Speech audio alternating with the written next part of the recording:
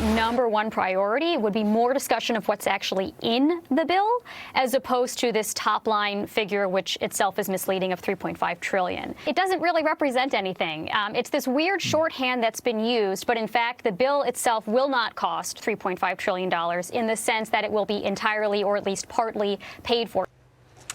Well, a Washington Post columnist you see downplaying the Democrats' massive spending package, calling that $3.5 trillion price tag misleading. Joining us now with his reaction is Fox News contributor Joe Concha. So what exactly is misleading about that $3.5 trillion spending there? Great question. Here's the deal, to use a Biden term. That's true. It's not $3.5 trillion. It is misleading. It's more like $5.5 trillion, $6 trillion when you look at all the gimmicks that are in there. In other words, there are programs that are in place that are supposed to expire in 2 years, 3 years. And then once you put a program in place, once you give people something, it's very hard to extract that from them. Obamacare being an example, right? Once the government gives you something, then you can't say, oh, we're not going to give it to you anymore. So to that statement to be said on a show like Reliable Sources, ironically enough labeled, is completely misleading, because when you say, well, it's completely paid for, no one can exactly explain how that, again, this is trillions of dollars, guys. This isn't billions, trillions. It's a number that people can't quite get their number around. How do you pay for it? Oh, well, we tax the rich. You can tax the rich all you want. You can't pay for $5 trillion just by taxing the rich alone. Everybody pays for this in one way or another, guys. And Joe, President Biden said last week that it's already paid for. So he's banking on the media echoing that. And he really needs this win. He needs the human infrastructure and the infrastructure plan to pass, because then he can campaign off of it.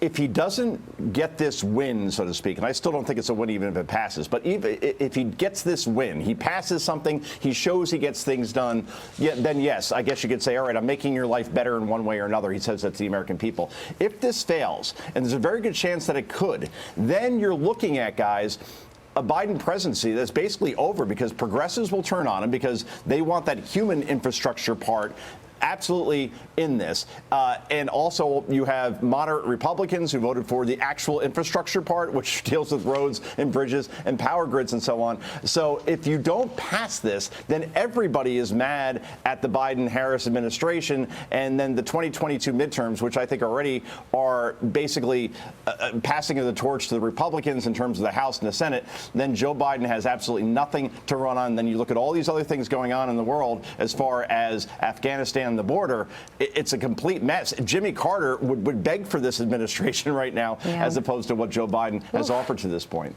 And that goes, when you're talking about the border, we want to talk about this, the COVID cover. Biden issued new policies to distract from multiple crises all across, the United States right now. I want to bring this up. A Fox News poll, a recent one, says the top reason voters disapprove of Biden: 22% is incompetence, Afghanistan withdrawal is 19%, general dislike 13%, economy, vaccine mandates, the list goes on and on. So basically everything he has touched is, the reasons they disapprove. Incompetence and general dislike make the top three. That's not good. Yeah.